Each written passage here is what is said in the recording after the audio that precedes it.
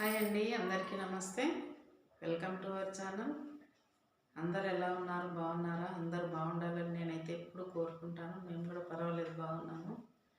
అయితే ఒక విషయం మీకు చెప్పాలనుకుంటాను. అంటే మీ అందరితో, చూసే వాళ్ళందరితో షేర్ చేసుకోవాలని అనుకున్నాను. కాబట్టి ఈరోజు ఈ వీడియో పెడుతున్నాను. మామూలుగా 20 డేస్ బ్యాక్ అయితే మా ఇంట్లో అయితే సడన్ ఇన్సిడెంట్ జరిగింది. ఎప్పుడు అంటే మామూలుగా హెల్త్ ఇష్యూస్ ఉండేటివి, కాకపోతే అంత పెద్దగా అవుతుందని నేనైతే అనుకోలేదు. ఇట్లనే మార్నింగ్ మా హస్బెండ్ అయితే టీ తాగిండు. టీ తాగిన తర్వాత ఎందుకో సడన్గా ఇట్లా లేచిండు అనమాట. వాష్రూమ్కి వెళ్ళొస్తాను, లేచి అట్లనే చక్కెర వచ్చి పడిపోయిండు. అది ఒక్క సెకండే, నిమిషం కూడా కాదు, ఒక్క సెకండ్లోనే ఇట్లా కింద పడిపోయి తలకు బాగా దెబ్బ తగిలి ఇంకా కాళ్ళు మంచం కిందికి పోయినాయి. తల అయితే ఎటు పోయింది, లేపడానికి రాలేదు అస్సలు. ఇంకా మళ్ళీ మా పిల్లలు వచ్చిన తర్వాత ఒక 9-9:30కి అప్పుడు అంబులెన్స్కి కాల్ చేస్తే వాళ్ళు వచ్చి 4 పట్టి తీసుకుపోయినారు. తీసుకుపోయిన తర్వాత హాస్పిటల్కి వెళ్ళామన్నమాట. సాయికృష్ణ న్యూరో హాస్పిటల్కి, కాచిగూడలో ఉంది కదా, హాస్పిటల్కి వెళ్ళిన తర్వాత వాళ్ళు స్కాన్ చేసి అప్పుడు చెప్పిండ్రనమాట, అట్లా బ్రెయిన్ స్ట్రోక్ వచ్చింది ఆయనకి, బ్రెయిన్లో నరం కట్ అయింది, బ్లడ్ వచ్చింది, కాబట్టి అట్లా అయ్యిందని. ఇంకా ఈ ఎడమ కాలు ఎడమ చెయ్యి అయితే అసలు పని చేయటం లేదు. అక్కడ మామూలుగా అయితే 4 డేస్ ఉన్నాం. 3 డేస్ అయితే మంచిగా ఐసీయూలోనే ఉంచారు. ట్రీట్మెంట్ అయితే బాగుంది హాస్పిటల్లో. డాక్టరు మంచి ట్రీట్మెంట్ ఇచ్చిండు, కాకపోతే మనీ అయితే ఎక్కువ ఛార్జ్ చేస్తున్నారు. ఇంకా ఇక అందరికీ అంతంత అంటే కుదరదు కదా. కాకపోతే చూసిండ్రులేండి, తక్కువ చేసిండ్రు, అమౌంట్ కూడా కొంచెం తక్కువ చేసిండ్రు. అయినా కానీ ఒక 1,20,000, 1,30,000 దాకా అయితే బిల్ అయిపోయింది మాకు 6 డేస్కి కంప్లీట్గా. అంటే 4 డేస్ అదే హాస్పిటల్లో ఉన్నాము. తర్వాత డిశ్చార్జ్ అయ్యి ఇంకో హాస్పిటల్కి పడ్డప్పుడు ఈ భుజంకి కొంచెం ఎముకలా క్రాక్లాగా వచ్చిందని అన్నారు. కాబట్టి ఇంకో హాస్పిటల్కి వెళ్ళినాం అనమాట ట్రీట్మెంట్ కొరకు. అక్కడ 2 డేస్ ఉంటే ఇంకా ఇంటికి వచ్చేసినాము. ట్రీట్మెంట్ అయితే బాగానే ఉంది, కానీ ఇంకా మనీ ఎక్కువ వేస్తున్నారు. ఏ హాస్పిటల్ అయినా ప్రస్తుతం అంతే కదా, ఇప్పుడు అట్లనే ఛార్జీలు వేస్తున్నారు అనమాట. హాస్పిటల్ అంటేనే నాకైతే చాలా భయం అవుతుంది. ఎందుకంటే ఇంకా మధ్యతరగతి వాళ్ళం కదా, అంతంత కట్టుకోవాలంటే చాలా ప్రాబ్లం అవుతుంది. మామూలుగా హెల్త్ ఇష్యూస్ ఇప్పుడనే కాదు, గత 5-6 ఏళ్ళ నుంచి ఉన్నాయి. కాకపోతే ఇప్పుడు ఇంత సివియర్గా వచ్చింది. ఇంకా ఎంఆర్ఐ అని, సిటీ స్కాన్లని, రకరకాల స్కానింగ్లు చేస్తారు కదా. అంటే చేస్తేనే వాళ్ళకు శరీరంలో ఏముందో తెలుస్తుంది కదా. అంటే మనకు లేదని అలాంటివి తీయకూడదని మనం కూడా అనుకోవద్దు కదా. ట్రీట్మెంట్ బాగుంది, ఓకే. ఇప్పుడైతే కొంచెం రోజు ఇంకా ఫిజియోథెరపీ అయితే చేపిస్తున్నాము, కానీ ఇంకంత పర్ఫెక్ట్గా అడుగులు అయితే వేయటానికి రాలేదు. ఇంకా టైం పడుతుంది అన్నాడు. 4 to 6 months వరకు పడుతుందని డాక్టర్ అయితే చెప్పిండు.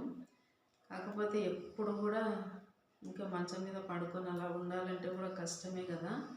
కొంచెంసేపు లేచి కూర్చుంటారు, కానీ అంత ముందట్లాగైతే పర్ఫెక్ట్గా ఉండటం లేదు. ఇంకా అదే కొంచెం ఇదిగా ఉంది. ఆరోగ్యం అయితే మంచి మెడిసిన్స్ అయితే బాగా ఇచ్చారు, మెడిసిన్ వాడుతున్నారు. అంటే అందరికి వస్తుంది అనుకోండి, రాదని కాదు ఒక ఏజ్లో. కాకపోతే ఇంకా కొంచెం జాగ్రత్తగా ఉంటే బాగుంటుంది ఏ మనుషులైనా సరే. కానీ అది రెప్పపాట్ల జరిగిపోయింది ఆ పడటం. అంటే మనమేం కావాలని జారి పడలేదు, ఏం లేదు. బ్రెయిన్లో వచ్చిన స్ట్రోక్కి ఇంకేం చేయలేం కదా.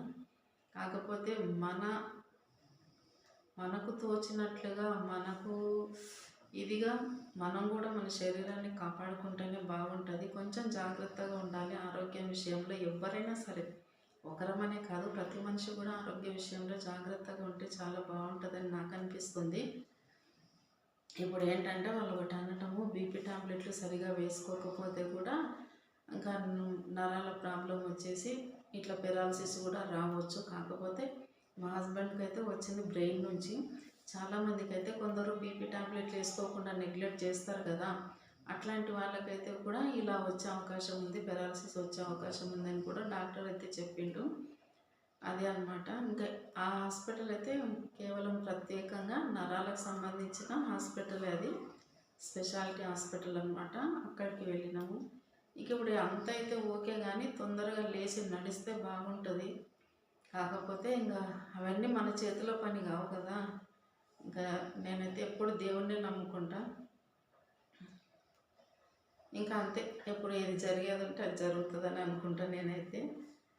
ఇంకా అంతకంటే ఎక్కువ ఏం లేదు. కాకపోతే నేను ఒక్కటి ఎప్పుడు ఏమనుకుంటా అంటే, మనకు తోచినట్టుగా మన శరీరాన్ని కంట్రోల్లో పెట్టుకొని, మన మైండ్ను కంట్రోల్లో పెట్టుకొని ఉంటే బాగుంటుంది. కొంచెం ఆరోగ్యాన్ని శ్రద్ధ చేసుకోవాలి అనుకుంటాను. అందరూ కూడా అలాగే ఉంటే బాగుంటుంది. నెగ్లెక్ట్ చేయకుండా ఆరోగ్య విషయంలో మెయిన్గా, అంటే మనం ఆరోగ్యంగా ఉంటేనే కదా ఏ పనైనా చేసుకోగలం. సంపాదించుకోవాలన్నా, ఇంట్లో పని చేసుకోవాలి, దేనికైనా కానీ హెల్తీగా ఉంటేనే ఫస్ట్ అన్ని పనులు సక్రమంగా చేసుకోవాలి. ఆస్తి కన్నా ముఖ్యమైనది మన హెల్త్ అన్నమాట. ఆరోగ్యంగా ఉంటే ఆరోగ్యం ఆస్తి కన్నా ఎక్కువ. కానీ ప్రస్తుత కాలంలో అయితే ప్రతి ఇంట్లోనూ ఏదో ఒక రకంగా ఆరోగ్య సమస్యలు అయితే ఉన్నాయనుకోండి, లేవనేటట్టు అయితే లేదు. ఉన్నాయి కానీ మనం కూడా కొంచెం కాపాడుకోవాలి కదా, నెగ్లెక్ట్ చేయకుండా. అలా చేసుకుంటే కొంచెానికి కొంచెమైనా మన హెల్త్ని మన కంట్రోల్లో ఉంచుకోగలుగుతాము. అవునా కదా చెప్పండి. టైంకు తినడము, టైం మెయింటైన్ చేయడము, ఇవన్నీ చేస్తే బాగుంటుంది. అంటే హాస్పిటల్కి వెళ్ళొచ్చు, ఇంక అన్నీ చేసిన తర్వాత కూడా ఏదో అయ్యిందంటే అది మన చేతుల పని కాదులేండి. ఇక అంతే, ఏం చేయలేము అనుకుంటాము. కానీ ఎప్పుడు శరీరానికి కూడా వ్యాయామం అనేది ఉండాలి మనిషికి. అలా ఉండి ఆరోగ్యంగా ఉంటేనే చాలా బాగుంటుంది. ఏ మనిషికైనా ఆరోగ్యం అనేది ఫస్ట్ ఇంపార్టెంట్, తర్వాత మిగతావన్నీ. కానీ ప్రస్తుత కాలంలో అలా జరిగే ఇది లేదు. చాలామంది అయితే టైం మించి తింటారు కదా. అంటే ఇప్పుడు సాఫ్ట్వేర్ కంపెనీలో పనిచేసే వాళ్ళు టైం కుదరదు. అలా కూడా వాళ్ళకి, అట్లాంటి వాళ్ళకి కూడా కొన్ని ఇబ్బందులు వచ్చేవి. అంటే ఇప్పటి కాలంలో అయితే చిన్న చిన్న పిల్లలకే వస్తున్నాయి. ఇంకా కొంచెం మాలాంటి ఏజ్ అయిన పర్సన్స్కి అయితే ఇంకా చెప్పలేము. వచ్చినా మనం ఏం చేయలేము. కాకపోతే ఇంకా అంతే, ఏదే అనుకోలేము అనుకోండి, అవుతుంది.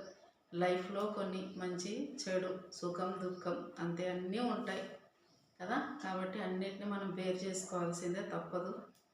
కాకపోతే ధైర్యంగా ఉండాలి, కొంచెం మన శాయశక్తిలో ప్రయత్నం చేసుకోవాలి అన్నింటికి కూడా, ఏ విషయానికైనా కూడా. అవునా, ఇంక ఇదేనండి జరిగిందైతే. ఓకేనా, థ్యాంక్ యూ. ఏదైనా తప్పుగా మాట్లాడి ఉంటే కనుక క్షమించండి. అంటే అందరూ నేనైతే ఎప్పుడు ఒకటే కోరుకుంటానండి, ప్రతి మనిషి కూడా హెల్తీగా ఉండాలి. మెయిన్ ఇంకొకటి నేను ఏమనుకుంటా అంటే, చిన్న పిల్లలు కానివ్వండి, చిన్న పిల్లలకు ఉన్నటువంటి తల్లిదండ్రులు మంచిగా ఉండాలి. వాళ్ళు మంచిగా ఉంటేనే వాళ్ళ పిల్లలు వృద్ధిలోకి వస్తారు, మంచిగా అవుతారు. అది నేను ఫస్ట్ కోరుకుంటాను. ఇంక ఏజ్ పోయి లైఫ్లో అన్నీ చూసిన వాళ్ళంటే పర్వాలేదులేండి, ఇంకా దేవుడు ఏదో మనకి ఆరోగ్య సమస్యలు వస్తాయి, భరించుకోవాలి, తప్పదు. సరేనండి, ఉంటాను. Thank you.